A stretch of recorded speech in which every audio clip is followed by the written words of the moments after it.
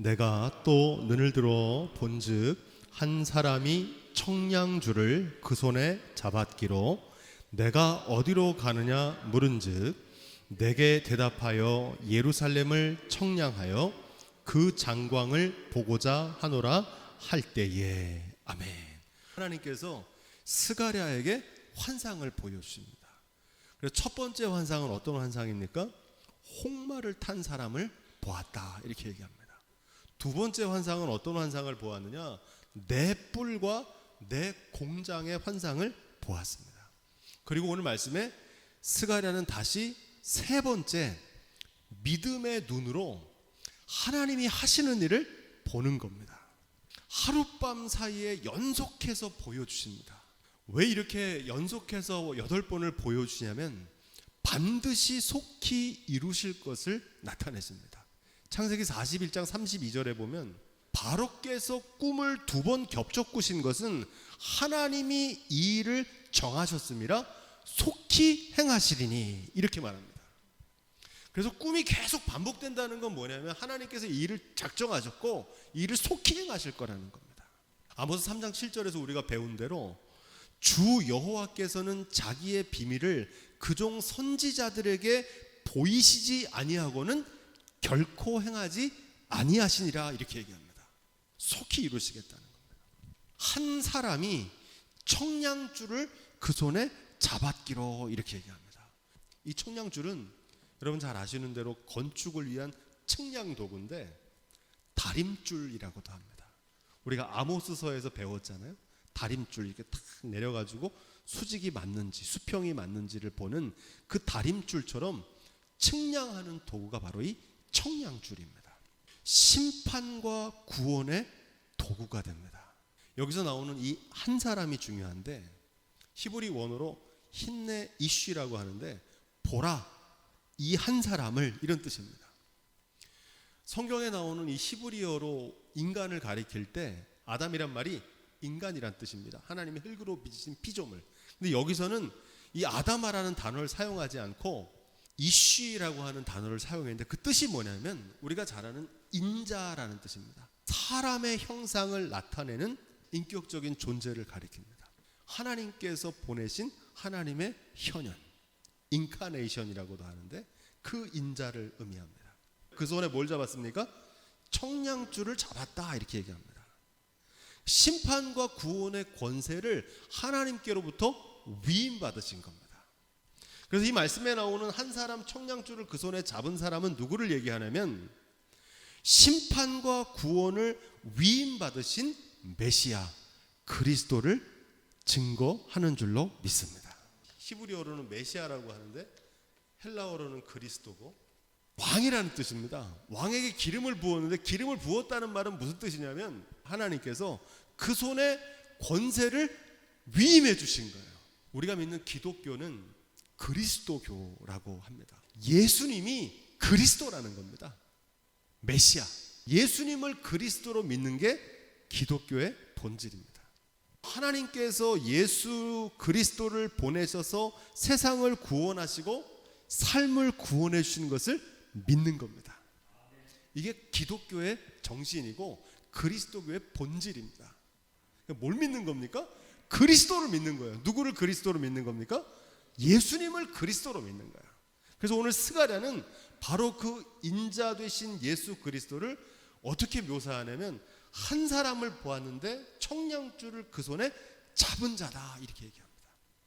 요한계시록 5장 7절에도 7인을 떼는 장면이 나오는데 심판과 구원의 권세를 이 보좌에 계신 분이 어린 양에게 위임하십니다.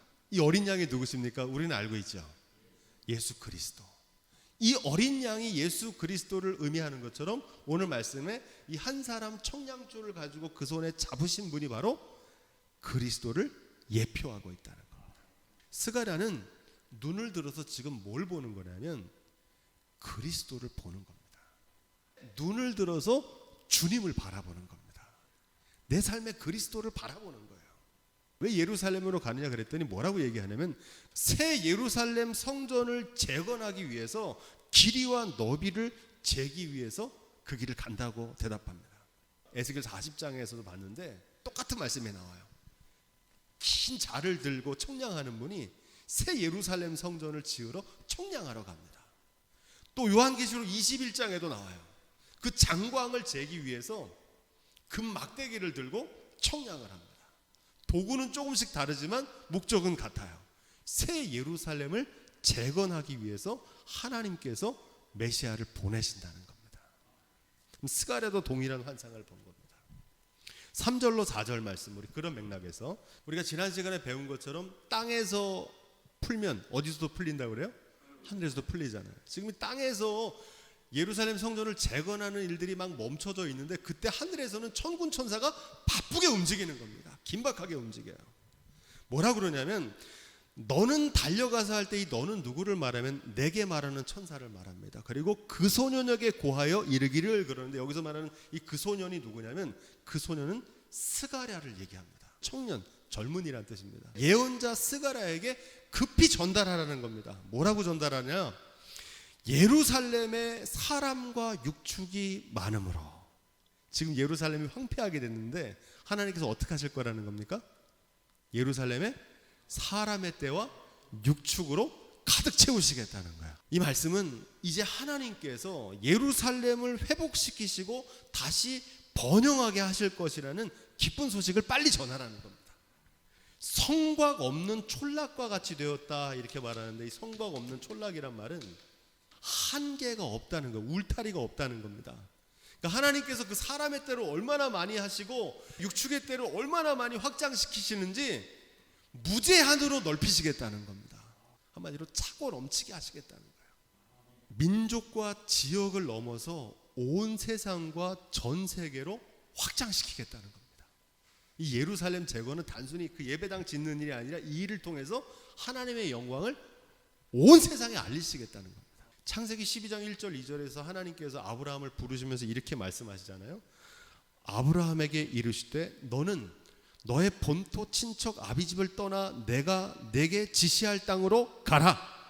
내가 큰 민족을 이루고 내게 복을 주어 내 이름을 창대케 하리니 너는 복의 근원이 될지니라. 이렇게 말씀하셨잖아요. 땅의 모든 족속이 너를 인하여 복을 얻을 것이니라. 아브라함이 하나님 말씀대로 지시할 땅으로 가서 순종하면 그 아브라함으로 인해서 열방이 복을 얻게 될 거라는 겁니다. 마찬가지로 이 예루살렘 성전에서 하나님의 성전이 재건되는 언약이 성취되면 이 일을 통해서 어떻게 하시겠다는 겁니까? 성곽이 없는 촌락과 같이 만들겠다는 겁니다. 사도행전 1장 8절에도 이런 말씀이 나오죠. 오직 성령이 너에게 임하시면 너희가 권능을 받고 예루살렘과 온 유대와 사마리아와 어디까지? 땅끝까지 이르러 내 증인이 되리라 그러시잖아요. 성령이 임하면 복음이 전파되는 겁니다. 확장되는 거예요. 나 혼자 복 받고 끝나는 게 아니고 새 예루살렘 성전을 통해서 이루실 하나님의 영광이 예루살렘을 넘어서 모든 열방에 퍼지게 된다는 겁니다. 하나님께서 이 일을 통해서 열방을 구원하실 거다. 5절 말씀, 내가 그 사면에서 불성각이 되어주겠다는 겁니다. 돌로 친 담이 아니고 하나님께서 너희의 담벼락이 되어주시겠다는 겁니다. 이스라엘 백성들이 광야를 횡진할 때 낮에는 구름 기둥으로 인도해 주셨고 밤에는 뭘로 인도해 주셨어요? 불기둥으로 지키고 보호하셨습니다. 산울로 지키신다고 우리가 욥기에서 배웠잖아요. 그래서 사단이 어떻게든지 우리를 공격하려고 그러는데 하나님께서 살아있는 울타리로 우리를 지키고 보호하셔서 사단이 범접하지 못하는 겁니다. 하나님께서 그렇게 너를 둘러쳐 주시겠다는 거예요. 내가 너의 성곽이 되겠다는 겁니다. 불성곽이 되겠다는 거예요. 6절로 7절 말씀입니다. 하나님께서 이스라엘을 심판하시고 예루살렘 성전을 무너뜨려서 바벨론 포로로 끌려가게 하셨잖아요. 그리고 열국으로 흩어버리셨어요. 이 흩어버리신 걸 뭐라고 그러냐면 디아스포라라고 합니다. 디아스포라. 그런데 그렇게 흩어버리신 하나님께서 이제 어떻게 하시겠다는 겁니까? 다시 불러 모으시겠다는 거예요. 이 다시 불러 모으시는 거를 뭐라고 그러냐면 우리 한번 따라해 볼까요? 에클레시아. 이 에클레시아는 무슨 뜻이냐면 불러내다는 뜻입니다. 모으셨다는 거예요. 그게 바로 교회입니다. 타락한 예루살렘 성전을 무너뜨리신 분이 하나님이신데 그 하나님께서 다시 이제 거룩한 새 예루살렘 성전을 세우시겠다는 겁니다. 하나님은 흥하게도 하시고 망하게도 하시고 무너뜨리기도 하시고 세우시기도 하시는 분인 줄로 믿습니다. 요한계시록의 사도 요한은 뭐라고 얘기하냐면 이 빌라델비아 교회에 대한 말씀을 주면서 열면 닫을 자가 없고 닫으면 열 사람이 없는 이가 가라사대 이렇게 말합니다. 그분이 열면 닫을 자가 없고 그분이 닫으면 열 자가 없어요. 그 하나님께서 친히 이 일을 주관하시겠다는 겁니다. 8절 말씀. 만군의 여호와께서 이렇게 말씀하셨다는 거예요. 뭐라고 말씀하시면 너희를 노략한 열국으로 하나님의 영광을 위하여 나를 보내셨다는 겁니다. 여기서 말하는 나는 누구를 얘기하냐면 1차적으로 스가랴를 얘기하는 겁니다. 이 스가랴를 누가 보내신 거예요? 하나님 보내셨거든요. 나를 보내셨다는 것은 하나님의 영광을 나타내기 위해서 보냄을 받은 스가랴와 천군 천사들, 여호와의 사자 모든 이들을 통칭합니다. 하나님은 사람을 통해서 말씀하시고 사람을 보내서 일하시는 줄로 믿습니다. 이스라엘 백성은 출애굽하실 때 누굴 보내셨습니까? 모세를 보냈잖아요. 그런데 이스라엘 백성들이 그걸 몰랐어요. 민수기 16장 28절에 모세가 이르되 여호와께서 나를 보내사 이 모든 일을 행하게 하신 것이요 나의 임의로 함이 아닌 줄 이 일로 말미암아 알리라. 왜 이 말을 하냐면 고라와 이 족장들 250명이 모세와 아론을 거슬립니다. 그랬더니 하나님께서 뭐라고 얘기하냐면 너희가 너무 분수에 지나치다 이렇게 말합니다. 내가 임의로 한 게 아닌 줄 이 일로 알미라. 그래서 그들이 향불을 가지고 나오는데 그 불로 싹 불태워 죽여요. 하나님께서. 나를 멸시하는 것은 그 보내신 자를 멸시하는 것이라는 겁니다. 누가복음 10장 16절에 예수님께서 70인들을 각 마을로 보내시면서 이렇게 말씀하십니다. 너희 말을 듣는 자는 곧 내 말을 듣는 것이요 너희를 저버리는 자는 나 보내신 이를 저버리는 것이니라 하시니라. 전달자, 이 예언자의 권위는 누구에게 있냐면 보내신 분에게 있습니다. 그래서 예언자는 반드시 보내신 분의 뜻대로만 전해야 돼요. 자기에게 하면 됩니까? 안 됩니까? 안 돼요. 보여주지 않은 거, 듣지도 않은 것을 자기 생각의 임의대로 말하는 건 거짓 예언자가 되는 겁니다. 보내신의 분의 뜻대로 전달하는 메시지는 그 메신저의 말이 아니라 누구의 말입니까? 보내신 분의 말씀으로 들어야 되는 거예요. 근데 지금 이스라엘 백성들은 그걸 안 하는 거예요. 학계를 보내시고 스가랴를 보냈는데 이 스가랴의 말을 안 듣는 거예요. 그래서 이 환상을 통해서 말씀하시는 겁니다. 지금 스가랴가 전하는 이 말은 누가 전해주는 거예요? 내게 전하는 천사가 전해준 말이고 그 천사는 누구의 말을 듣고 하는 겁니까? 여호와의 말씀을 듣고 그 말을 스가랴에게 전해준 거예요. 오늘 한국교회의 문제는 이 두 가지 모두가 다 문제입니다. 종은 하나님의 뜻에 순종하는 사람이 종인데 예언자는 그 말씀을 그대로 전달해야 되는데 하나님의 말씀이 아니라 자기 얘기를 하면서 보내심을 받은 자들이 하나님의 뜻을 전해야 되는데 지 멋대로 해요. 이와 동일한 문제는 하나님의 종이 진정한 예언자가 하나님의 말씀을 그대로 전달해도 안 들어요. 권위가 없어요. 너만 하나님이 부르셨냐? 나도 하나님 부르셨다. 너만 지도자냐? 우리도 다 족장이다. 250명. 그래서 모세와 아론을 멸시했습니다. 무릇 너희를 범하는 자는, 여기서 말하는 너희는 누구를 얘기하냐면 하나님 보내신 사람들입니다. 여기서 범하다는 건 때리고 죽이고 핍박하고 괴롭히는 것을 말합니다. 보내심을 받은 자를 범하는 자는 보내신 분의 눈동자를 범하는 것과 같다는 겁니다. 왜 이 말씀을 하시냐면 이런 일들을 공공연하게 저질렀어요. 이사야 어떻게 했습니까? 톱으로 켜서 죽였어요. 그래서 예수님께서 뭐라고 말씀하시면 요한복음 13장 20절 내가 진실로 진실로 너희에게 이르노니 나의 보낸 자를 영접하는 자는 나를 영접하는 것이요. 따라해 보겠습니다. 나를 영접하는 자는 나를 보내신 이를 영접하는 것이라. 아멘. 지금 이 얘기를 하고 있는 겁니다. 누가복음 11장 49절에 보면 선지자들과 사도들을 저희에게 보내리니 그 중에 더러는 죽이고 또 핍박하니라. 왜 그런 일을 할까요? 왜 그럴까요? 자기 멋대로 하고 싶은 겁니다.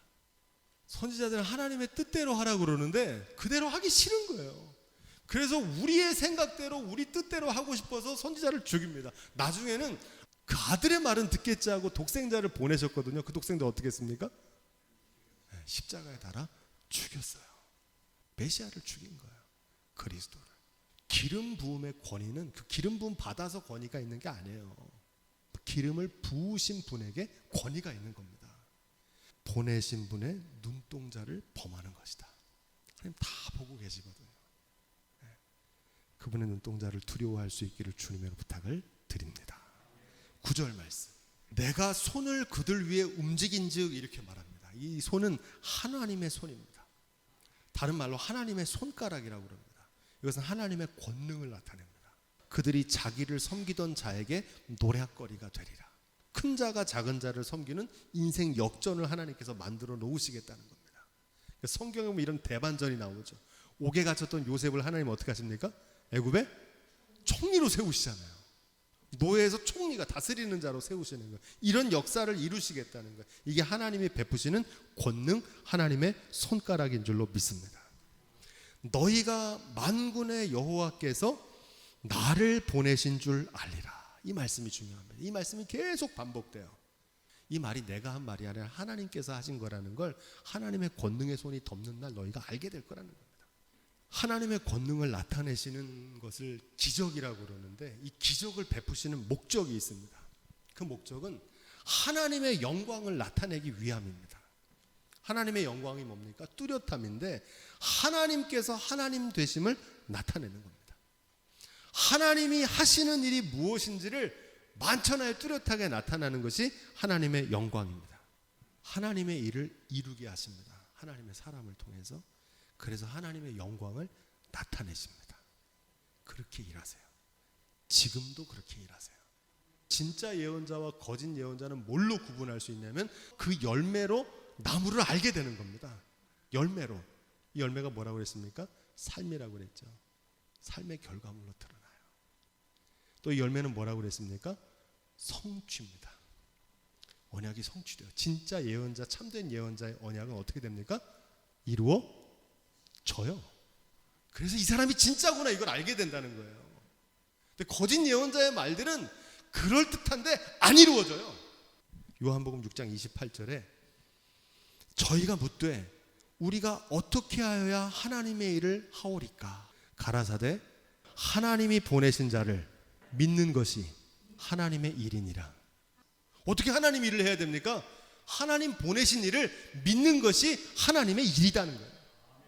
하나님 그렇게 일하시거든요. 요한복음 11장 44절로 45절 또 이렇게 말합니다.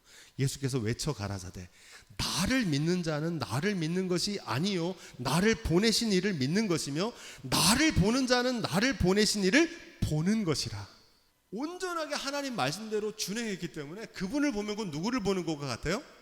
하나님을 보는 것과 같았어요.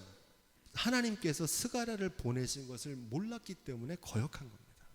이 성전이 다시 재건되는 역사를 하나님이 하시는데 이것을 통해서 하나님이 보내셨다는 것을 알게 될 거라는 겁니다. 그날에는 10절 말씀. 신앙생활의 최고의 축복이 뭘까요? 최고의 신앙의 높은 경지, 이걸 대망이라고 그러는데 소망인데 가장 큰 소망이 있어요. 구원의 소망. 그건 뭐냐면 하나님이 우리와 함께 하시는 겁니다. 이걸 임마누엘이라고 그럽니다. 임마누엘. 하나님이 우리와 함께 하신다. 이게 신앙의 최고봉이에요. 하나님과 동행하는 삶. 그리고 출애굽기 대망이 뭡니까? 출애굽기 1장부터 40장까지인데 대부분 사람은 출애굽기 홍해를 건너고 애굽 출애굽해가지고 광야를 통과하고 모세가 시내산에서 율법을 받고 출애굽기의 대망은 뭐냐면 마지막에 어떻게 되냐면 그 모세에게 보여준 말씀대로 그대로 성막을 따라 짓습니다. 준행해요. 성막을 다 지은 다음에 출애굽기 40장에서 어떤 역사가 나타나냐면 하나님의 영광이 그 성막 가운데 임재하셔서 이스라엘 백성들과 함께 하십니다. 할렐루야. 이게 출애굽기의 대망이에요. 구원의 대망. 우리의 신앙의 여정도 마찬가지예요. 죄사함을 받고 유월절 홍해를 건너고 광야를 통과하고 하나님 말씀을 듣고 배우고 그 마지막 최종적인 결과는 어디까지 가야 되냐? 주 예수와 동행하는 자리까지 가야 될 줄로 믿습니다. 하나님 그렇게 하시겠다는 거예요. 지금 이사야 41장 10절에 보면 유명한 말씀이 나옵니다. 두려워 말라 내가 너와 함께함이라. 누가 함께 하시겠다는 거예요? 하나님께서 함께 하시겠다는 거예요. 놀라지 말라 나는 내 하나님이 됨이라. 내가 너를 굳세게 하리라. 참으로 너를 도와주리라. 참으로 나의 의로운 오른손으로 너를 붙들리라. 두려워하고 놀라는 이유는 뭘까요? 하나님이 우리와 함께 하심을 믿지 못하기 때문입니다. 간단해요. 푸른 초장과 맑은 시냇물가를 지날 때는 하나님께서 우리와 함께 하신다고 믿어요. 사망의 음침한 골짜기를 지날 때는 하나님 우리와 함께 하지 않으시고 우리를 버리신 줄 알아요. 그래서 그때 가면 두려워해요. 성공하고 승승장구할 때는 하나님께서 우리에게 축복하시고 우리와 함께 하시는구나. 평안할 때는 그렇게 생각해요. 그런데 실패와 어려움이 찾아오고 환난이 찾아오면 하나님이 나를 버리신 줄 알아요. 그래서 두려워하고 염려해요. 성공할 때만이 아니라 실패할 때도 함께 하시고 형통할 때만이 아니라 환난 중에도 함께 하시는 줄로 믿습니다. 언제나 하나님이 함께 하시는 걸 믿는 믿음을 뭐라고 그러냐? 하나님을 경외하는 믿음이라 그럽니다.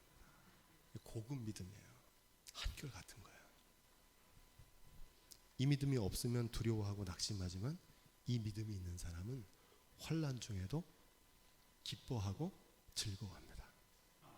11절 12절 이 그날에는 언제를 얘기하냐면 하나님의 통치가 회복되고 하나님의 언약이 성취되는 날입니다. 그래서 하나님이 우리와 함께 하시는 날, 그날이 올 거라는 겁니다. 그날에 유다를 취하여 자기 소유를 삼으시고 다시 예루살렘을 선택하시겠다 이렇게 말합니다. 왜 하나님께서 예루살렘을 선택하시느냐? 하나님을 경외하고 청종하고 준행하면 동행하신다는 사실을 모든 열방들이 보고 알 수 있도록 본보기를 삼으려고 그러는 겁니다. 본보기. 뭐의 본보기입니까? 축복의 본보기. 왜 아브라함을 선택하셨습니까? 개인에게 복 주려고 그러는 게 아니라 아브라함에게 복을 주셔서 아브라함을 축복의 본보기로 삼으려고 그러는 거예요. 하나님 말씀대로 준행하면 하나님이 동행하시고 마침내 축복하시는구나. 저와 여러분들이 그 본보기가 될 수 있기를 주님의 부탁을 드립니다. 13절 메시지 성경 뭐라고 되어 있냐면 모두들 조용히 하여라. 쉿. 하나님 앞에서 침묵하여라. 그분이 거룩한 집에서 무슨 일이 일어나고 있다. 그분이 움직이고 계신다. 이제 하나님께서 역사를 시작하시니까 어떻게 하라는 거예요? 잠잠하라는 겁니다. 잠잠하라는 거예요. 모세가 홍해를 건널 때 모세가 백성에게 이렇게 말합니다. 너희는 두려워 말고 가만히 서서 여호와께서 오늘날 너희를 위하여 행하시는 구원을 보라. 여호와께서 너희를 위하여 싸우시리니 따라해 보겠습니다. 너희는 가만히 있을지어라. 아멘. 하나님이 일하실 때는 어떻게 하셔야 됩니까? 가만히 있어야 돼요. 여기서 가만히 있으란 말은 하나님이 일하실 때 함부로 떠들지 말라는 겁니다. 잠잠해야 돼요. 빈수레가 요란하다는 우리나라 격언이 있는데 신앙생활에도 적용됩니다. 믿음이 없으면 티가 납니다. 요란해요. 어려운 일이 찾아오면 요동칩니다. 말도 많고 탈도 많고 근심과 불평과 원망을 막 쏟아냅니다. 왜 그렇습니까? 믿음이 없어서 그런 거예요. 하나님이 우리와 함께 하신다는 거, 하나님 우리 도우신다는 거, 하나님의 권능으로 역사하신다는 걸 모르는 거예요. 눈앞의 현실만 보기 때문에 두려워하는 거예요. 가만히 있질 못해요. 믿음 있는 사람은 어떻게 하냐면 요동치 않습니다. 살든지 죽든지 뜻대로 하옵소서.